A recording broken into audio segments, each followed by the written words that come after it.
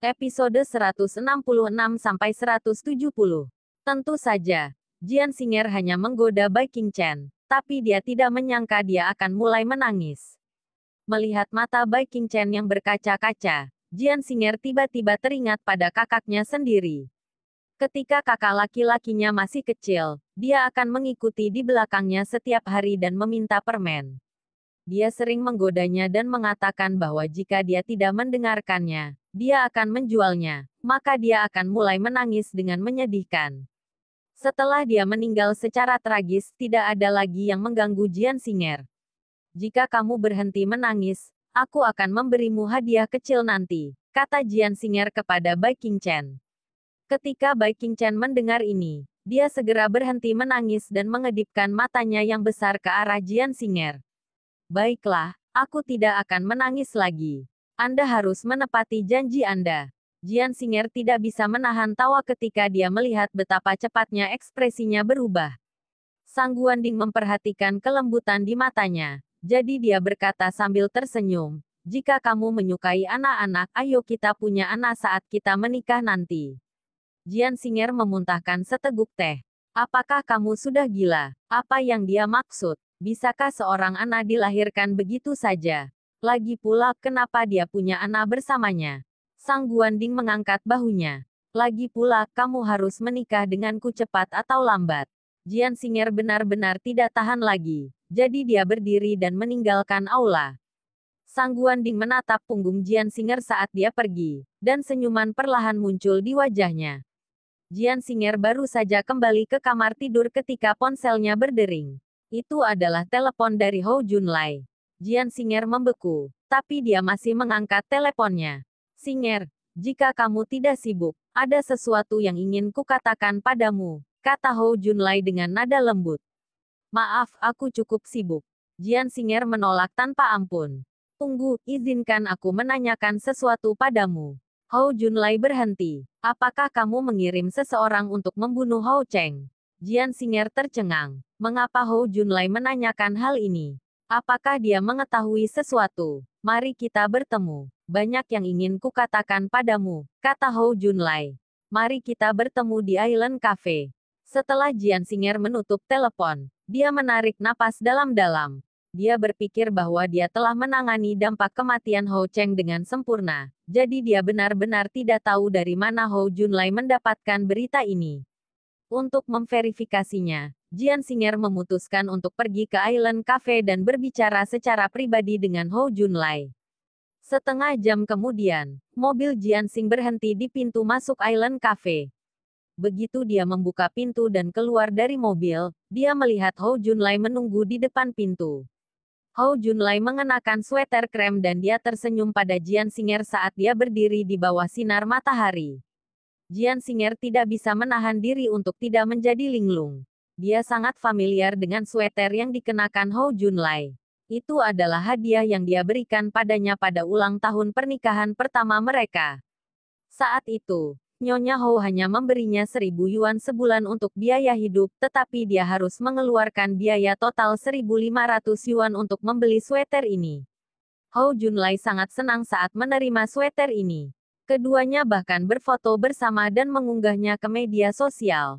Kini, 5 tahun telah berlalu dalam sekejap mata dan segalanya telah berubah. Setelah Jian Xinger kembali ke dunia nyata, dia mengangguk ke arah Hou Junlai. "Ayo masuk dan bicara." Setelah Hou Junlai membuka pintu kafe, dia membiarkan Jian Xinger masuk terlebih dahulu. Saat itu hampir jam 10 malam, jadi hanya ada sedikit pelanggan di kafe. Setelah mereka berdua menemukan tempat duduk dekat jendela dan duduk, Hou Junlai memesan 2 cangkir kopi sesuai dengan kesukaan Jian Xinger. Dia masih ingat rasa favorit Jian Xinger.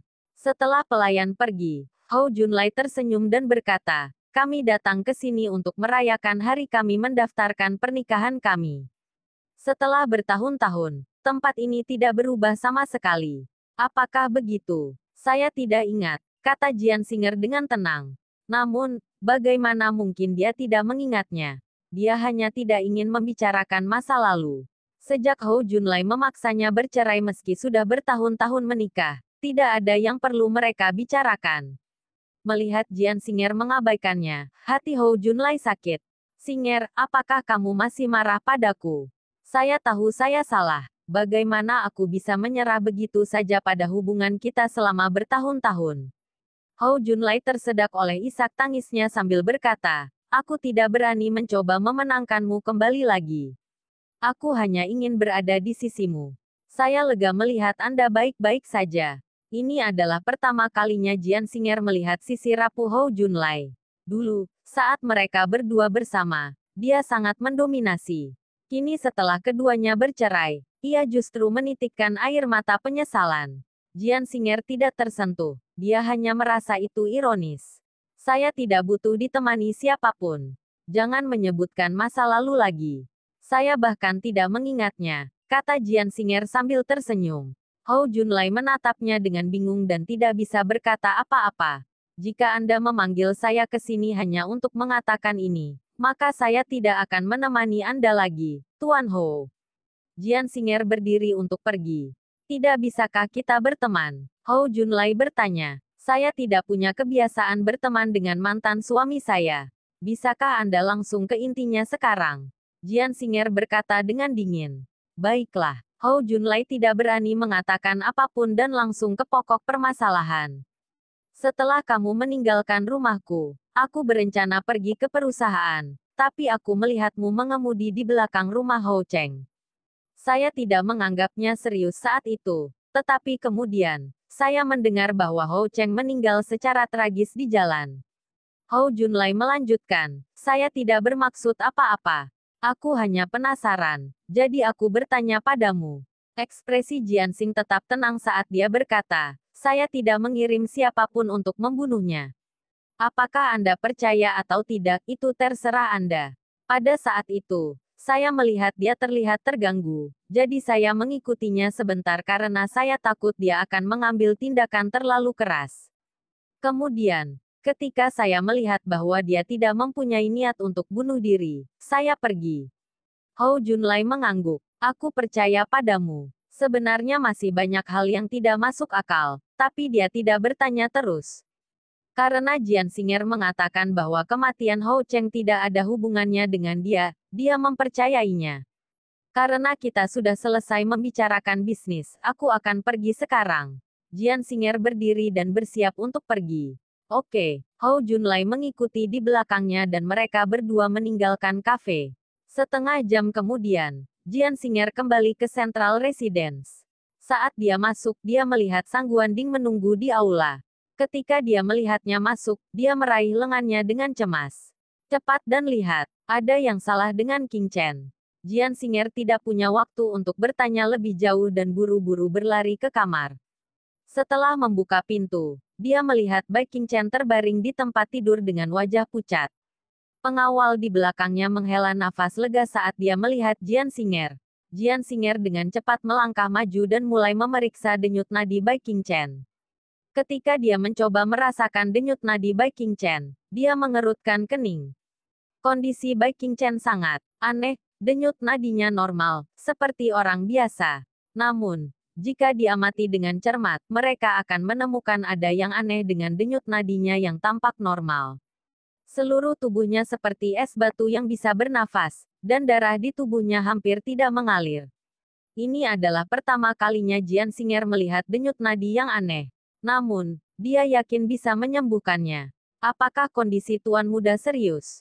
Pengawal di belakangnya berbicara untuk pertama kalinya, nadanya dipenuhi kekhawatiran.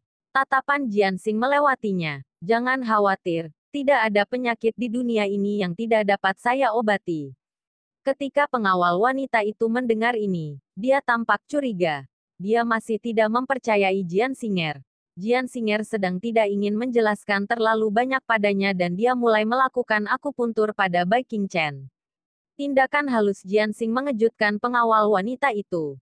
Sekarang, dia benar-benar percaya bahwa Jian Singer adalah seseorang yang memiliki kemampuan. Beberapa menit kemudian, kondisi Bai King Chen membaik.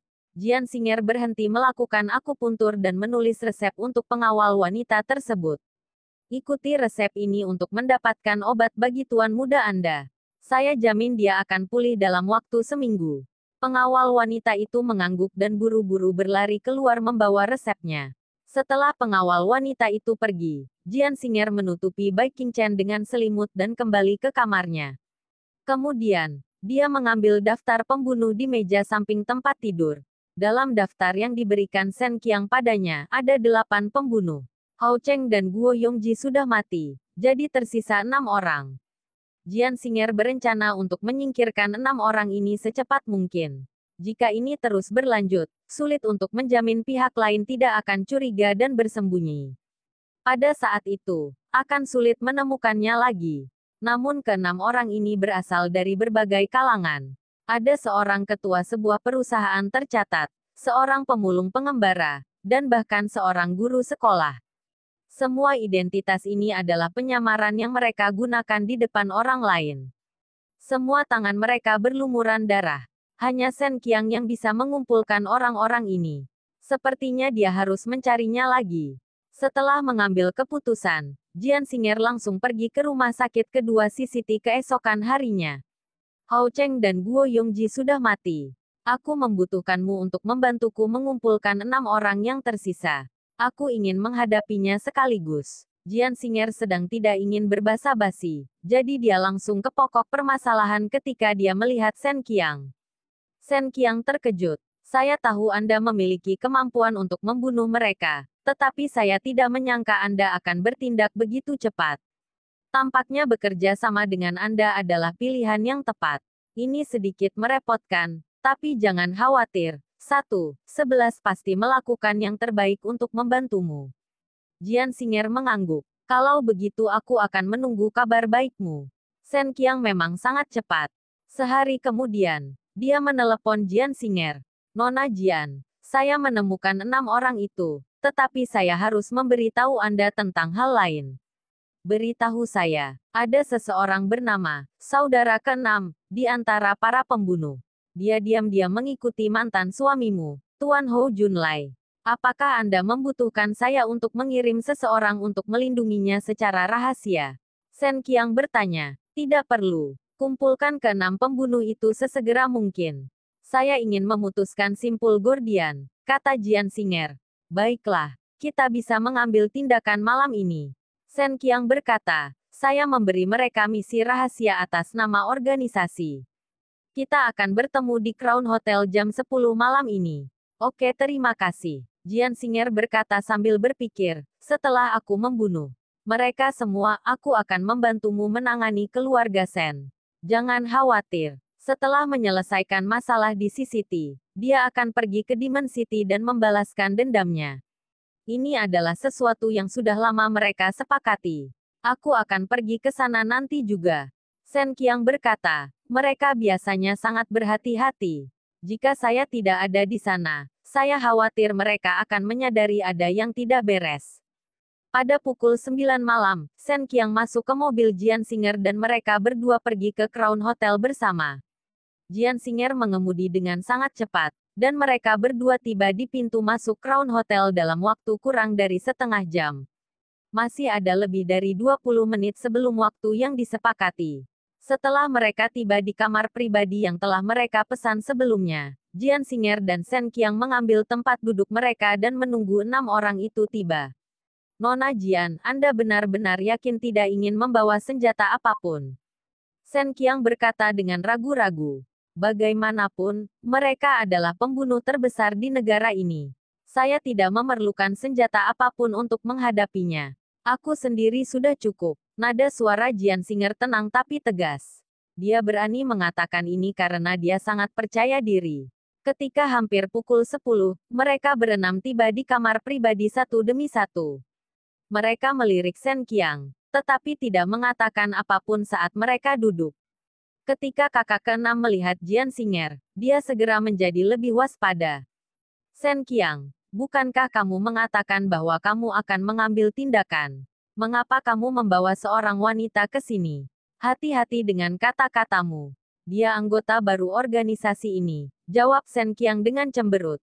Kakak ke-6 mengukur Jian Xinger beberapa kali tetapi tidak bertanya lebih jauh. Jian Xinger berkata, Shen Qiang, keluarlah dan pesan makanan. Aku ingin mengatakan sesuatu kepada mereka sendirian. Shen Qiang sedikit mengangguk dan berbalik untuk pergi. Apa yang ingin kamu katakan kepada kami sendirian? Cepat dan jangan buang waktu kami. Kakak keenam terlihat sangat tidak sabar. Misi apa yang diberikan organisasi kepada kita? Beritahu kami, siapa yang akan kami bunuh kali ini? Tatapan dingin 5 orang lainnya juga tertuju pada Jian Xing'er. Orang yang ingin kubunuh kali ini adalah kalian berenam. Jian Xing'er tersenyum. Saya lupa memperkenalkan diri. Namaku Jian Xing'er dan aku pembunuh untuk misi ini. Targetku adalah kalian berenam. Saya di sini untuk menegakkan keadilan. Begitu dia selesai berbicara, 6 orang yang hadir menyentuh pinggang mereka. Jian Xing'er memperhatikan belati dingin di pinggang mereka, tapi dia tidak takut. Ayo, aku akan membiarkan kalian menyerang bersama. Haha, kakak keenam tertawa mengejek. Kamu benar-benar konyol. Kamu berhayal memikirkan untuk membunuh 6 pembunuh top seperti kami. Penghinaan tertulis di seluruh wajah kakak keenam, dan 5 pembunuh lainnya juga tertawa terbahak-bahak. Kamu dan Shen Qiang seharusnya tidak berpikir untuk meninggalkan tempat ini hidup-hidup. Aku tidak peduli apa hubungan kalian, tapi karena dia berani mengkhianati kami akan mengirim kalian berangkat hari ini. Kakak keenam mengeluarkan belati dari pinggangnya dan mencoba menusukkannya ke dada Jian Xing'er. Jian Xing'er tetap tenang saat dia dengan mudah menghindari serangan kakak keenam dan meninjunya ke tanah. Tindakan cepat Jian Xing'er membuat 6 pembunuh yang hadir lengah.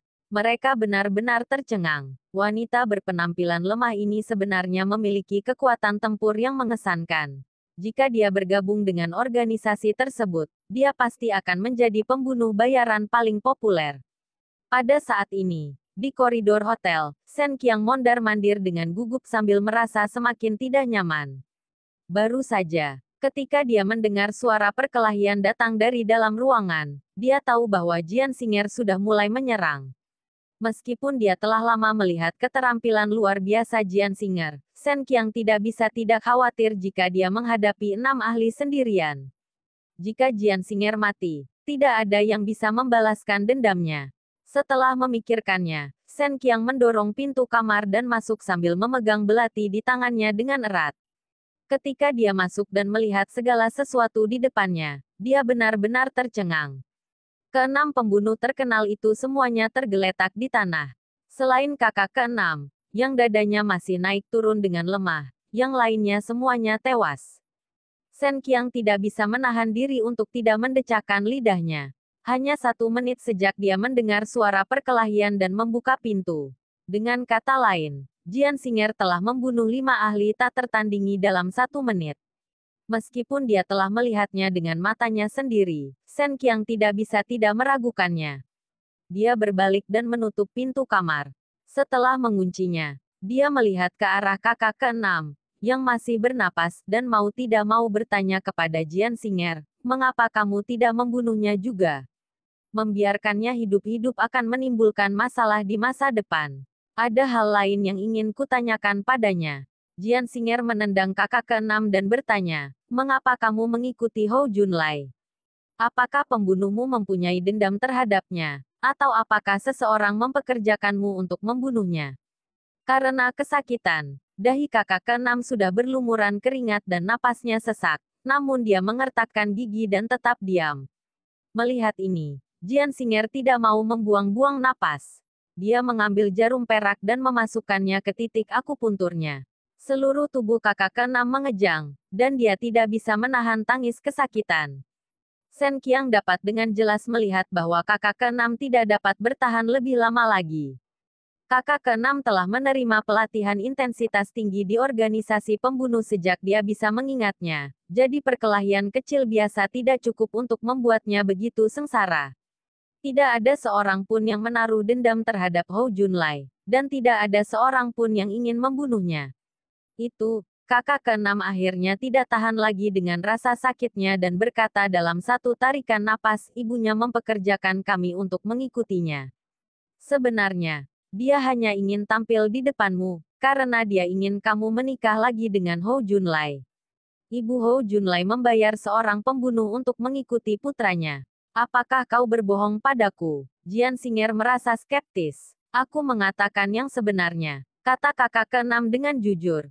Dia bilang Hou Junlai sangat pintar, jadi dia harus menyewa seorang pembunuh profesional, atau dia akan mengetahuinya.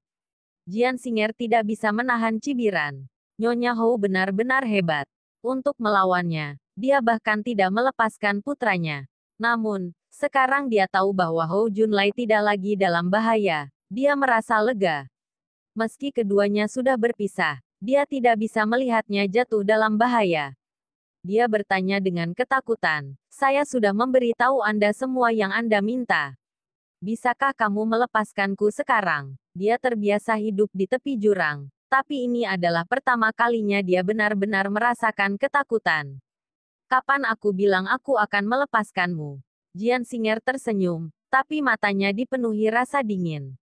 Sebelum kakak keenam dapat berbicara lagi, sebuah jarum perak terbang keluar dan menusuk tenggorokannya.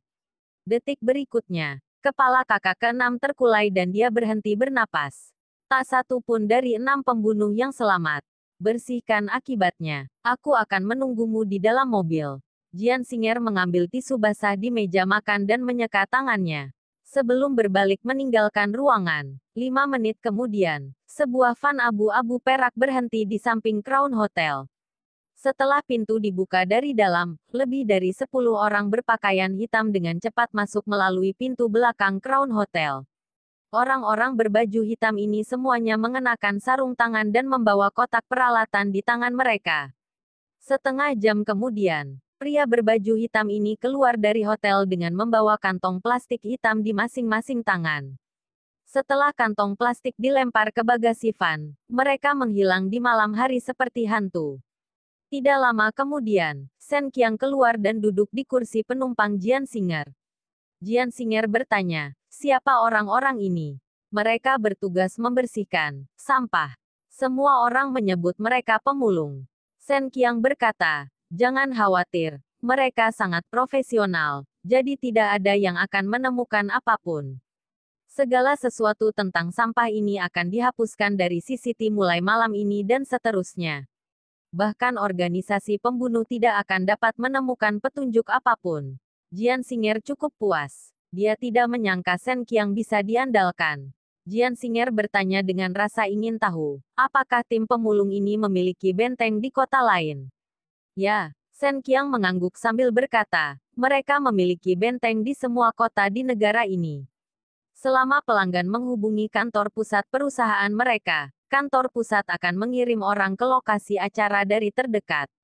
Mereka sangat efisien, jadi setiap orang mempunyai penilaian yang tinggi terhadapnya. Pada titik ini, Shen Qiang menambahkan, hanya saja biayanya agak tinggi. Orang biasa tidak mampu membelinya. Beri aku detail kontak mereka, kata Jian Singer. Dengan rincian kontak mereka, dia tidak perlu berurusan secara pribadi dengan akibatnya di masa depan.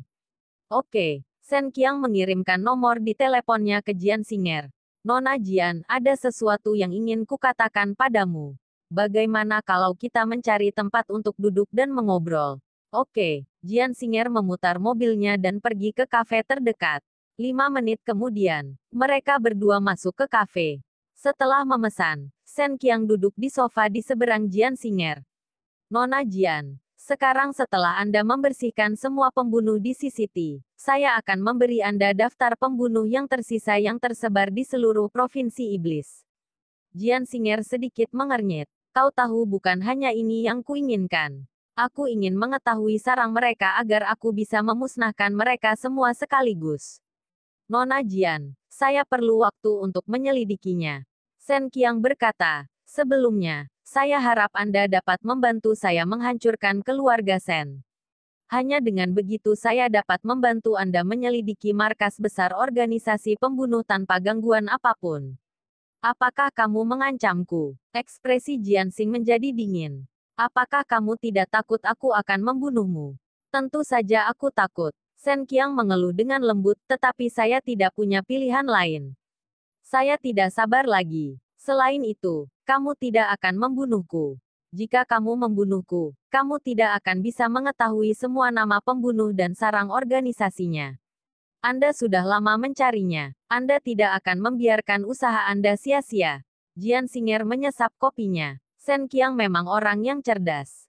Jian Xing'er mengangguk sambil berkata, baiklah, saya akan membantu Anda menangani keluarga Shen sesegera mungkin. Adapun orang-orang yang tersisa dari organisasi pembunuh, saya ingin bertemu mereka segera setelah keluarga Shen dihancurkan. Apakah itu tidak apa-apa? Tidak masalah. Shen Qiang tampak sangat senang. Orang yang paling dihargai oleh tuan keluarga Shen saat ini adalah Shen Mo. Saat Anda pergi ke kota iblis, saya akan mengumpulkan dia dan semua orang dari organisasi pembunuh di kota iblis atas nama mengadakan pesta koktail. Apakah Anda dapat menghapus semuanya tergantung pada diri Anda sendiri. Keesokan harinya, Jian Xing'er pergi ke kota iblis dan pergi ke hotel paling terkenal di kota iblis, Hotel Kota Emas, sesuai dengan alamat yang diberikan Shen Qiang padanya. Ketika dia tiba di pintu masuk hotel, Jian Xing'er memasuki hotel tanpa hambatan. Ketika petugas keamanan di pintu mendengar bahwa namanya adalah Jian Xing'er, dia menyapanya dengan hormat. Jian Xing'er berjalan ke aula dan menemukan tempat duduk acak untuk diduduki. 5 menit kemudian, seorang pria sombong masuk sambil dikelilingi orang-orang. Shen Qiang telah menunjukkan foto dirinya padanya, jadi Jian Xing'er langsung mengenalinya. Namun, Jian Xing'er tidak pergi mencari Shen Mo secara langsung. Sebaliknya, dia menunggu kesempatan. Ada terlalu banyak orang yang menghadiri pesta koktail, jadi tidak nyaman baginya untuk bergerak sekarang. Dia harus menunggu Shen Mo datang mengetuk pintunya. Tak lama kemudian, pesta koktail resmi dimulai. Segmen terpenting hari itu adalah lelang amal. Barang-barang yang dilelang semuanya merupakan koleksi orang-orang kaya, dan hasil lelang tersebut adalah milik rumah sakit keluarga Shen. Mereka berjanji akan menggunakan seluruh uangnya untuk mengobati penyakit anak-anak miskin. Sebagai penanggung jawab rumah sakit keluarga Shen, barang-barang Shen Mo tentu saja akan menjadi yang pertama muncul di atas panggung. Itu adalah vas antik dari dinasti Ming. Vas ini disumbangkan oleh Tuan Shen Mo. Harga awalnya adalah 500.000 yuan. Lelangnya dimulai sekarang, kata pembawa acara sambil tersenyum. 550.000. 700.000. Bagi orang-orang kelas atas yang menghadiri pesta koktail hari ini, menghabiskan kurang dari 1 juta yuan bukanlah hal yang layak untuk disebutkan. Penonton di bawah panggung berteriak beberapa saat sebelum harga berhenti di angka 1,2 juta. Melihat waktunya telah tiba, Jian Xing'er mengangkat tanda di tangannya. 5 juta. Apa? Wanita ini sebenarnya menawarkan 5 juta yuan. Pembawa acara memandang Jian Xing'er yang tenang dengan heran. Orang-orang di bawah panggung juga tercengang. Sekalipun vas ini antik, nilainya jauh dari 5 juta yuan. Tampaknya wanita yang mengajukan penawaran ini bodoh atau ingin menggunakan kesempatan ini untuk menjilat keluarga Shen. Shen Mo, yang duduk di bawah panggung, memang memperhatikan Jian Xing'er. Setelah pesta koktail, dia mengikuti Jian Xing'er ke taman belakang hotel. Nona Jian, harap tunggu. Shen Mo berkata sambil tersenyum, mari kita saling mengenal. Saya Direktur Rumah Sakit Keluarga Shen, Shen Mo. Jian Xing'er berkata sambil tersenyum, aku baru saja akan mencarimu. Mencari saya. Shen Mo tercengang. Kamu kenal saya? Jian Xing'er terdiam. Tapi Shen Mo tiba-tiba menyadari niat membunuh di matanya dan segera merasakan ada sesuatu yang tidak beres. Apakah kamu di sini untuk membalas dendam? Kamu cukup pintar. Jian Xing'er tidak mau membuang-buang napas padanya. Dia mengeluarkan belati dari pinggangnya dan mengayunkannya. Shen Mo tidak bisa mengelak tepat waktu dan ditusuk di bagian perut. Kemudian, tubuhnya miring dan dia terjatuh ke rerumputan. Siapa kamu? Kamu tidak akan mempunyai kesempatan untuk mengetahui hal ini. Jian Xing'er mengeluarkan ponselnya dan menelepon Shen Qiang. Kemarilah. Saya pikir Anda lebih bersedia menghabisinya sendiri. 5 menit kemudian, Shen Qiang tiba di taman belakang hotel. Segera teriakan minta tolong Shen Mo datang dari taman. Beberapa menit kemudian, tangisannya berhenti. Shen Mo sudah mati, dan cara kematiannya sangat menyedihkan. Jian Xing'er tidak membuang waktu lagi. Dia mengemudi sesuai dengan alamat yang diberikan Shen Qiang dan memblokir semua orang dari organisasi pembunuh di sarangnya. Sebelum datang, Dia secara khusus menyiapkan bom gas beracun. Ketika organisasi pembunuh tidak memperhatikan, dia melemparkan mereka ke ruangan tempat mereka mengadakan pertemuan. Sesaat kemudian, semua orang berhenti bernapas. Setelah Jian Singer membalas dendam, dia keluar dari hotel dan menatap bintang-bintang di langit sambil bergumam, "Ayah, ibu, kakak, aku sudah membalaskan dendam kalian. Tamat, tamat, tamat."